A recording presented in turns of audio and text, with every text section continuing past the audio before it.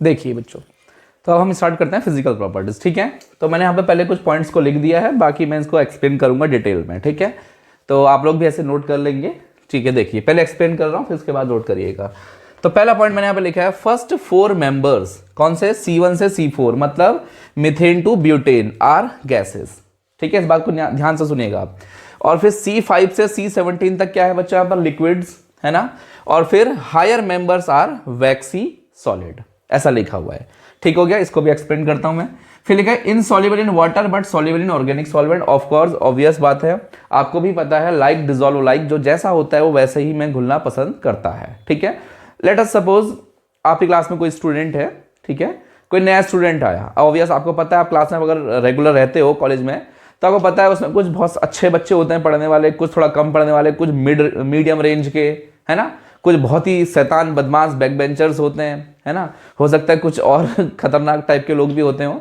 But क्या होता है, जैसे सपोज कोई नया बच्चा आपकी क्लास में एंटर हुआ, है ना, तो क्या करेगा वो, एक दिन तो कहीं भी बैठ जाएगा, लेकिन धीरे धीरे उसका बिहेवियर जैसा है वो वैसे बच्चों को ढूंढ लेता है क्लास में, है ना। सपोज वो बच्चा बहुत क्या है, शैतान टाइप का है, तो वो क्या करेगा, सब पूरी 100 की स्ट्रेंथ है सपोज क्लास में, तो वो उन सब में से सबसे शैतान वाला जो ग्रुप है ना उसको चूज करेगा, उसको पहले ढूंढेगा, फिर उनके साथ जाके सेटल हो जाएगा, है ना। कोई सपोज बहुत अच्छा टॉपर बच्चा है पढ़ने वाला, तो वो अपने जैसे ही ढूंढना शुरू कर देगा। कोई मीडियम क्लास का है, तो मेरे ख्याल से मीडियम जो रेंज होती है स्टूडेंट्स की वो बहुत ज़्यादा होती है, सबसे ब्रॉड रेंज जो होती है मीडियम स्टूडेंट्स की होती है।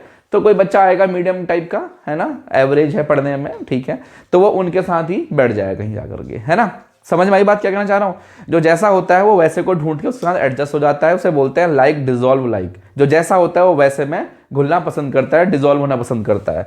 तो केमिस्ट्री की दुनिया में यही कहा जाता है ऑर्गेनिक में कि insoluble in water but soluble in organic solvent. क्यों कहा मैंने ऐसा, क्योंकि हमारा जो अल्केन जो भी है क्या है, ऑर्गेनिक है, तो कहाँ घुलना पसंद करेंगे, ऑर्गेनिक सॉल्वेंट में, वाटर में नहीं घुलेंगे। ठीक है, वही ऑर्गेनिक कंपाउंड वाटर में घुल सकता है जो वाटर के साथ क्या कर सकता है, हाइड्रोजन बॉन्डिंग फॉर्म कर सकता है। अभी आगे पढ़ते रहेंगे तो आपको समझ में आते रहेगा। इट इज क्लियर ना, ठीक है, तो ये बात समझ में आई। फिर लिखा है मैंने, boiling point increases with increase molecular मास।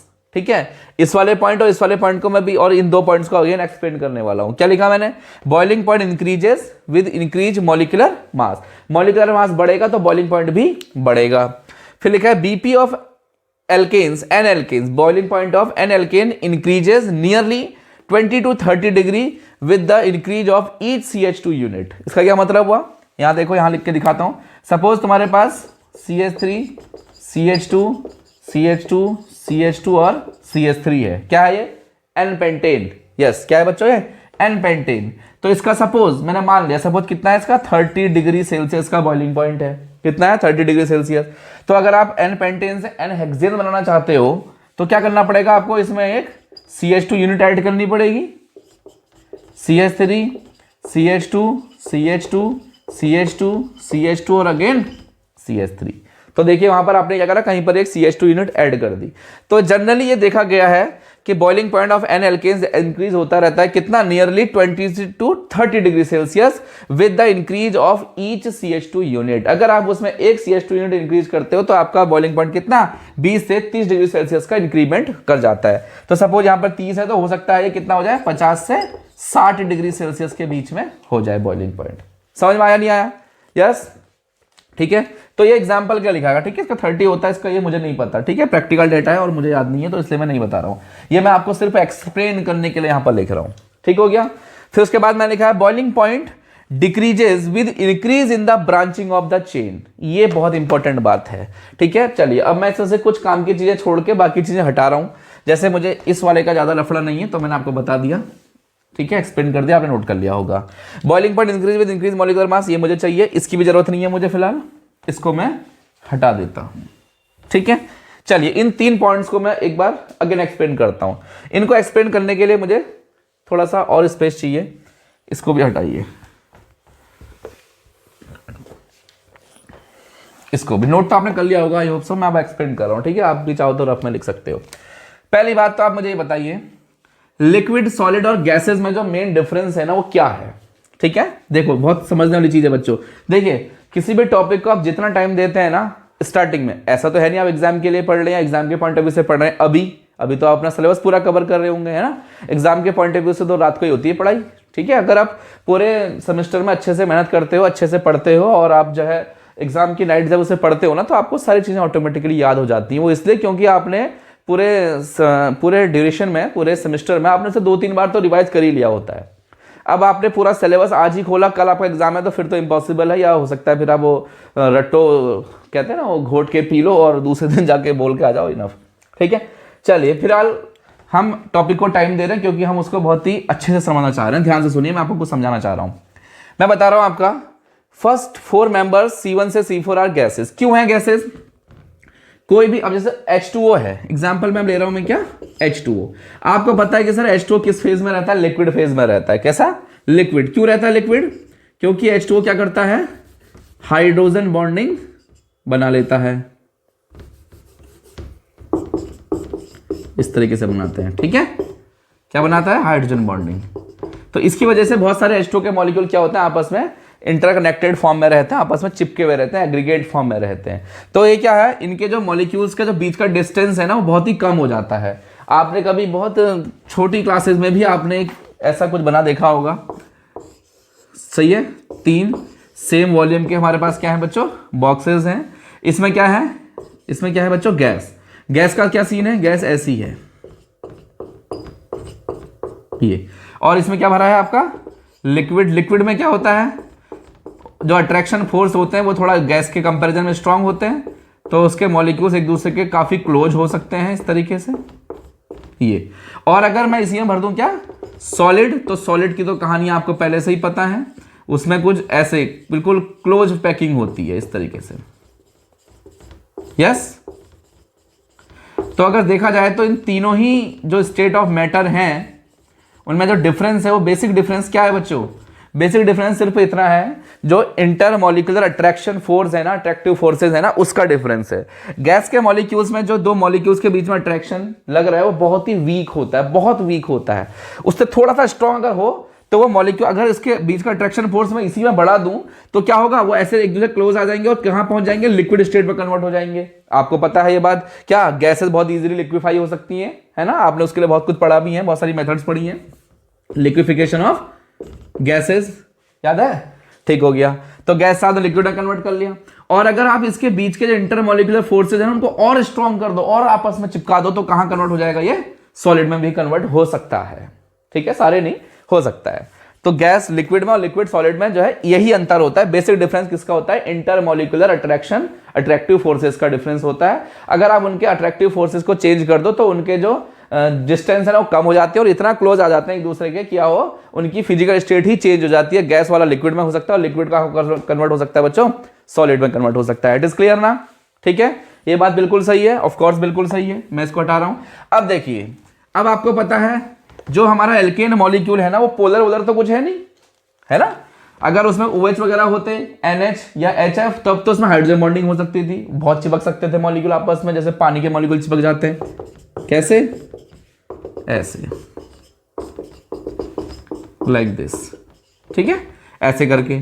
लेकिन इसमें ऐसा तो कुछ है नहीं, हमारे तो सिंपल नॉन पोलर मॉलिक्यूल है, CH3 CH2 CH2 CH3 इस टाइप से। तो जो जिस मॉलिक्यूल में कोई फोर्स ऑफ अट्रैक्शन नहीं लगता है, ना वो पोलर होते हैं, ना उसमें कोई OH जैसा बॉन्ड होता है कि हाइड्रोजन बॉन्ड बना ले या फिर डाइपोल डाइपोल हो जाए, कुछ नहीं होता है उसमें। तो उसमें सिर्फ और सिर्फ क्या लगता है? बोलो, वंडरवाल फोर्स लगता है बच्चों। क्या लगता है? वंडरवाल फोर्स, ठीक है। वंडरवाल फोर्स किसकी वजह से लगता है? बेसिकली जब डिटेल में पढ़ा, हालांकि मैंने डिटेल में पढ़ा दिया है, आप चाहो तो मेरे यूट्यूब चैनल जाकर देख सकते हो, ठीक है। तो क्या है वंडरवाल फोर्स? सिर्फ किसकी वजह से लगता है? सरफेस के कारण लगता है। जो सरफेस है ना, ये CH3 CH2 और अगेन CH3, तो इनके बीच में देखो ये सरफेस है ना, इनके इस सरफेस में क्या करता है? अट्रैक्शन लगता है। This is the van der Waals force. इसका डिटेल डिस्कशन हम लोग वहां पढ़ चुके, तो आप वहीं जाके देख लीजिएगा, ठीक है। अब यहाँ पे इतना डीप में नहीं घुस रहा हूं मैं। तो आपको सिंपल मैंने बताया कि इसे वंडरवाल फोर्स है। वंडरवाल फोर्स दुनिया का बिल्कुल घटिया फोर्स है, किसी कर्म का नहीं है, ठीक है। तो इसकी वैल्यू बहुत ही कम होती है बच्चों। अब देखो क्या है, और वंडरवाल फोर्स, एक बात हमेशा रखेंगे, क्या वंडरवाल फोर्स जो होता है ना, वो डायरेक्टली प्रोपोर्शनल होता है किसके?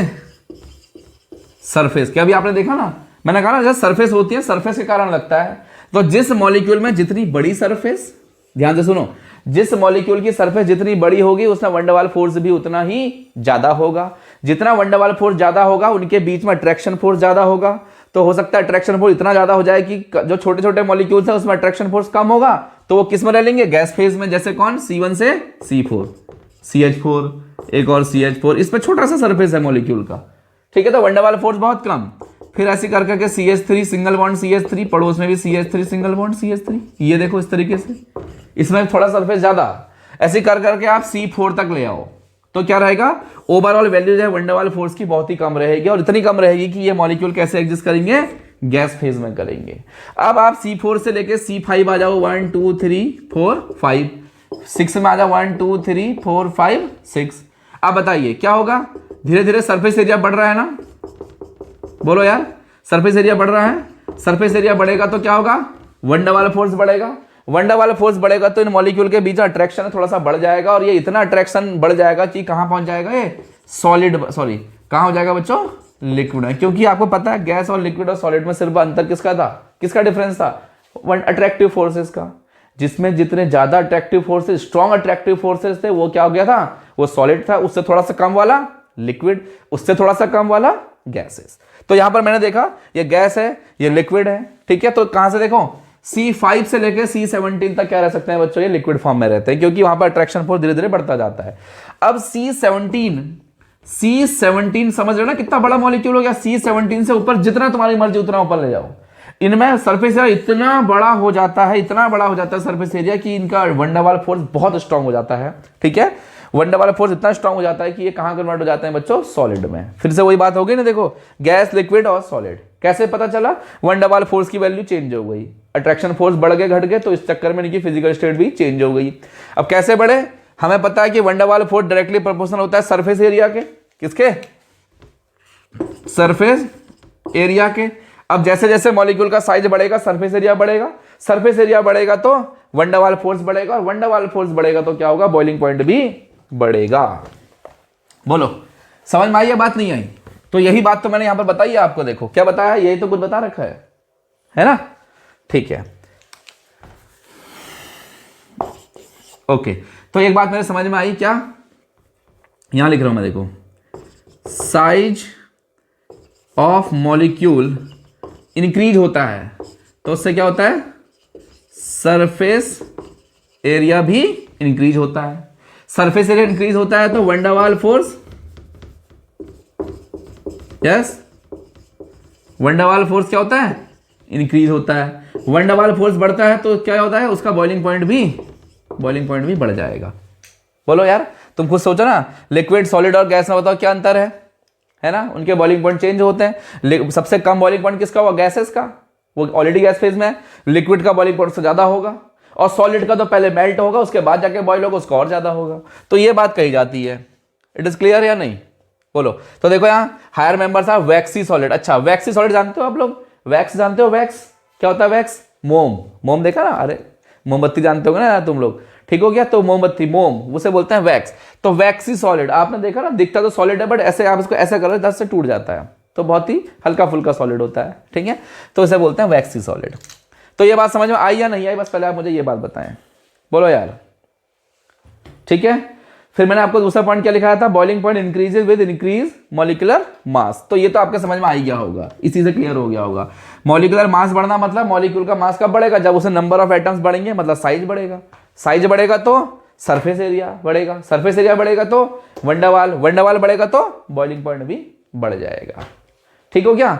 वंडरवाल बढ़ने से क्या हो रहा है, बॉइलिंग पॉइंट क्यों बढ़ रहा है, क्योंकि उसकी फिजिकल स्टेट चेंज हो रही है, बहुत लंबे लंबे चिपक जा रहे हैं मॉलिक्यूल। अब ऑब्वियस सी बात है यार, जितना स्ट्रांगली चिपका होगा मॉलिक्यूल, उसको उखाड़ने में, उसको सेपरेट करने में उतना ज्यादा आपको लगानी पड़ेगी ना एनर्जी यार, ठीक है। इसके लिए आपको बॉइलिंग पॉइंट को क्लियर होना बहुत जरूरी है। जानते हो ना बॉइलिंग पॉइंट, आप लोग नहीं जानते, कितने बच्चे बॉइलिंग पॉइंट को समझते हो अच्छे तरीके से, ठीक है। फिर मैंने नेक्स्ट पॉइंट क्या बताया था आपको, द ब्रांच, ये कुछ ऐसा कुछ बताया था ना, क्या कहा था मैंने, boiling point decreases with the branching, increasing the branching of the chain. अच्छा ठीक है, इस बात को भी मैं समझा देता हूं। तो ये बहुत इंपॉर्टेंट पॉइंट है बच्चों, क्या, जैसे जैसे मॉलिक्यूल में ब्रांचिंग बढ़ती है उसका बॉइलिंग पॉइंट डिक्रीज होना शुरू होता है। क्या लिखा था मैंने, बॉइलिंग पॉइंट डिक्रीजेस कब, increasing branching of the chain. इस बात को आप लोग ध्यान रखो, जैसे जैसे बॉइलिंग ब्रांचिंग बढ़ेगी बॉइलिंग पॉइंट घटेगा। अच्छा, ऐसा क्यों हो रहा है अब देखिए, आप लोग खुद समझेंगे इस बात को, ठीक है, मैं नहीं समझाऊंगा ज़्यादा, आपको खुद ही समझ में आने लगेगा। जैसे सपोज मेरे पास 1 2 3 4 5, ठीक है, 5 कार्बन का मेरे पास एक क्या है, कोई एल्केन है। क्या है ये, बोलो क्या है, कौन सा एल्केन है, पेंटेन है। अब मैं ऐसा, अभी ये ब्रांचिंग है, ये नहीं, ये एन पेंटेन है बच्चों, क्या है, एन पेंटेन। अब मैं इसमें क्या कर रहा हूं, ब्रांचिंग बढ़ा दे रहा हूं लाइक दिस। तो क्या हो गया, अब ये 2 मिथाइल ब्यूटेन हो गया, और ब्रांचिंग बढ़ा दे रहा हूं। कैसे बढ़ा रहा हूं, और ब्रांचिंग में ऐसे, क्या हो गया है, नियोपेंटेन कह सकते हो आप इसको, ठीक है, समझ में आया आपके, ओके। अब आप मुझे एक बात बताएंगे, तो क्या कहा मैंने, जैसे जैसे सिस्टम में ब्रांचिंग बढ़ती है ना, उसका बॉइलिंग पॉइंट घटना शुरू हो जाता है। क्यों होता है घटना शुरू, आपको पता है सर, बॉइलिंग पॉइंट तो डायरेक्टली प्रोपोर्शनल होता है किसके, वंडरवाल के, किसके, वंडरवाल के। और वंडरवाल डायरेक्टली प्रोपोर्शनल होता है किसके, सरफेस एरिया के। अभी तो बताया था आपको मैंने, वंडरवाल बॉइलिंग पॉइंट कैसे चेंज हो रहा है, वंडरवाल फोर्स के अकॉर्डिंग। भाई जितना स्ट्रॉन्ग वंडरवाल फोर्स होगा, उनको सेपरेट करने में उतना ज्यादा ताकत लगाना पड़ेगा, तो बॉइलिंग पॉइंट बढ़ जाएगा, है ना। और सरफेस एरिया, वंडरवाल किसके डायरेक्टली प्रोपोर्शनल होता है, सरफेस एरिया के। सरफेस एरिया जितना ज्यादा, ध्यान से सुनो, सरफेस एरिया जितना ज्यादा, वंडरवाल फोर्स उतना ज्यादा, और जितना ज्यादा वंडरवाल फोर्स उतना ज्यादा बॉइलिंग पॉइंट। बॉइलिंग पॉइंट का मतलब है कि वंडरवाल फोर्स के थ्रू जो चिपके हुए मॉलिक्यूल्स हैं उनको सेपरेट करना है, उखाड़ना है, वेपर फेज में ले जाना है, ठीक है। और कोई मॉलिक्यूल वेपर फेज में तभी जाएगा जब वो पहले क्या होगा, चिपके हुए फोर्स के अगेंस्ट काम करेगा, मतलब सेपरेट होगा, फिर जाके निकलेगा। क्लियर हुआ, बोलो यार, ठीक है। तो अब मुझे बताइए, ये रहे आपके 3 मॉलिक्यूल, सेम है, सेम मॉलिक्यूलर फॉर्मूला है। ये क्या है आपका, एन पेंटेन है। क्या है बच्चों, एन पेंटेन। अब आप देखिए इसमें क्या है, जब बहुत सारे एन पेंटेन मॉलिक्यूल्स होंगे, इस तरीके से बहुत सारे होंगे, तो क्या होगा, एक लंबा सरफेस एरिया मिलेगा ना कांटेक्ट में आने के लिए। सरफेस एरिया मिल रहा है देखो लंबा सा, उससे क्या होगा, बॉइलिंग पॉइंट, वंडरवाल फोर्स बढ़ेगा, वंडरवाल फोर्स बढ़ेगा तो बॉइलिंग पॉइंट बढ़ेगा। लेकिन जैसे ही आप यहां आते हो तो यहां देखो क्या, यहां पर थोड़ा सिस्टम चेंज हो गया, सरफेस एरिया छोटा हो गया। दूसरी साइड से जो मॉलिक्यूल है, ये इसने कवर कर लिया ये एरिया, तो दूसरा अपर साइड की जो लेयर होगी ना, वो इन मॉलिक्यूल्स के कांटेक्ट में अच्छे से नहीं आ पाएगी जितना कि नीचे से आ पाएगी। तो मतलब ले दे के बात यह है कि ये जो ब्रांचिंग वाला जो कार्बन निकला है ना, ये क्या कर रहा है, सिस्टम को डिस्टर्ब कर रहा है और सरफेस एरिया को छोटा भी कर दे रहा है ना। सिमिलर आप इधर वाले में आ जाओ, इसका तो सिस्टम ही कुछ अलग है, ये कुछ इस तरीके का होता है, टेट्राहेड्रल होता है एक्चुअली में। अब आपको देख ऐसे रहा मॉडल है मेरे पास, मैं चाहूँ तो बना के दिखा सकता हूँ, but too much time taking, ठीक है। अब देखो इसका शेप तो कुछ ऐसा स्फेरिकल जैसा नहीं हो गया है, गोल गोल, है ना, ये ऐसा नहीं होता है, ऐसा सोच रहे 3 डायमेंशनली होता है, ऐसे बॉल टाइप का, है ना। तो आपको पता है, आपने बचपन से पढ़ रखा है कि सरफेस एरिया सबसे लीस्ट कौन सी ज्योमेट्री का होता है, याद है, छोटी क्लासेस में आपने 10th 12th स्टैंडर्ड तक आपने पढ़ रखी हैं चीजें। जब मैथमेटिक्स में जो ज्योमेट्रीज होती है ना, सबसे लीस्ट सरफेस एरिया वाली जो ज्योमेट्री होती है वो क्या होता है, स्फेयर। क्या होता है, स्फेयर। और इसी वजह से कोई भी लिक्विड की ड्रॉपलेट क्या बन जाती है, स्फेरिकल हो जाती है। क्यों हो जाती है, क्योंकि वो उसके अंदर सरफेस टेंशन काम करता है, और सरफेस टेंशन की वजह से वो लीस्ट सरफेस एरिया ऑक्यूपाइड करती है। और लीस्ट सरफेस एरिया किसका होता है, स्फेयर का। इसीलिए वाटर की ड्रॉपलेट है, किसी भी लिक्विड की ड्रॉपलेट क्या होती है, स्फेरिकल शेप गेन कर लेती है। इट इज क्लियर ना। तो यहां देखो, तो इतना तो कंफर्म है कि सर कि जो ये सरफेस, जो स्फेयर बना हुआ है, स्फेयर बना हुआ है, इसका जो सरफेस एरिया होता है वो सबसे लीस्ट होता है। और लीस्ट होने की वजह से सरफेस एरिया सबसे कम होगा तो वंडरवाल सबसे कम, वंडरवाल सबसे कम होगा तो बॉइलिंग पॉइंट फिर से सबसे कम। इट इज क्लियर ना। बोलो यार, तुम बोलते भी तो नहीं, अब बोलोगे कहां से, कमेंट कर सकते हो बस। समझ में आई बात नहीं आई मेरी, बस आप पहले मुझे ये बताइए क्या कहा मैंने। तो अब ये बात समझ में आया, जैसे जैसे सिस्टम में ब्रांचिंग बढ़ती है, यहां लिख देता हूं मैं, इंक्रीजिंग ब्रांचिंग, यस क्या होगा, इंक्रीजिंग ब्रांचिंग। ब्रांचिंग बढ़ने से क्या होता है बताओ, या ब्रांचिंग इंक्रीज जब होती है, बोलो, सरफेस एरिया क्या होता है, कम होता है, क्योंकि शेप ब्रांचिंग बढ़ने से वो धीरे धीरे स्फेरिकल टाइप का हो जाता है, तो सरफेस एरिया कम हो जाता है। और सरफेस एरिया कम होने की वजह से क्या होता है, वंडरवाल कम हो जाता है। तुम्हें पता है van der Waals directly proportional to surface area होता है, वंडरवाल क्या होता है, कम। वंडरवाल कम होगा तो मॉलिक्यूल आपस में चिपकेंगे कम, मतलब हल्के हल्के चिपकेंगे तो उनको उखाड़ना आसान हो जाएगा ना, बॉइलिंग पॉइंट भी कम हो जाएगा, मतलब बॉइलिंग पॉइंट कम होगा, वो कम एनर्जी में ही वो मॉलिक्यूल क्या हो जाएंगे, सेपरेट हो जाएंगे और वेपर फेज में कन्वर्ट हो जाएंगे। बोलो, इट इज क्लियर ना?